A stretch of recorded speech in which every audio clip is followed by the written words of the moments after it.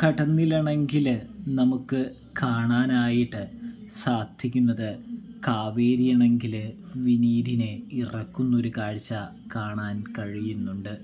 സാറേ, എന്തൊക്കെ വന്നാലും വിനീതേട്ടൻ ആളൊരു പാവം തന്നെയാണ്. വിനീതേട്ടനെയും കൊണ്ടല്ലാതെ താൻ ഇവിടെ നിന്ന് പോകില്ല എന്ന് പറയുമ്പോൾ നമ്മുടെ സാറ് പറയുന്നുണ്ട്, അവനെ ജാമ്യത്തിലൊക്കെ വിടാം, തെളിവെടുത്ത് കഴിഞ്ഞാൽ വിടാവുന്നതേ ഉള്ളൂ, പക്ഷെ അവൻ കുറച്ചുകൂടി നന്നാവാനുണ്ട് എന്ന് പറയുന്ന ആ സമയം നമ്മുടെ കാവേരി പറയുന്നുണ്ട്, വിനീതേട്ടൻ ഒന്നും ആരെയും ചെയ്യാത്ത ഒരാളാണ്, വിനീതേട്ടൻ നല്ലൊരു വ്യക്തിയാണ് എന്ന് പറയുമ്പോൾ പോലീസ് ഇൻസ്പെക്ടർ പറയുന്നുണ്ട്, അയാൾക്ക് പോലീസുകാരുമായിട്ട് സംസാരിക്കാൻ അറിയില്ല എന്ന്.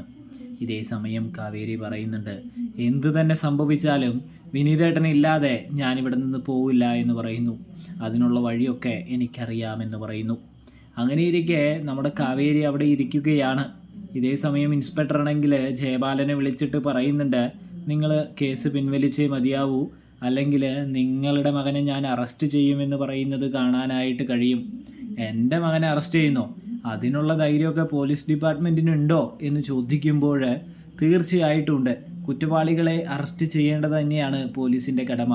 എനിക്ക് നിങ്ങളുടെ മകനെ അറസ്റ്റ് ചെയ്യാൻ താല്പര്യമില്ല, അതുകൊണ്ട് നിങ്ങൾ വന്ന് ഇവിടെ സംസാരിച്ച് ഈ കേസ് പിൻവലിക്കുന്നത് തന്നെയാണ് ഏറ്റവും ഉത്തമമെന്ന് പറയുമ്പോൾ അങ്ങനെ ജയപാലൻ വരികയാണ് പ്രേക്ഷകരെ, കൂട്ടുകാരെ, കേസ് പിൻവലിക്കാനായിട്ട്.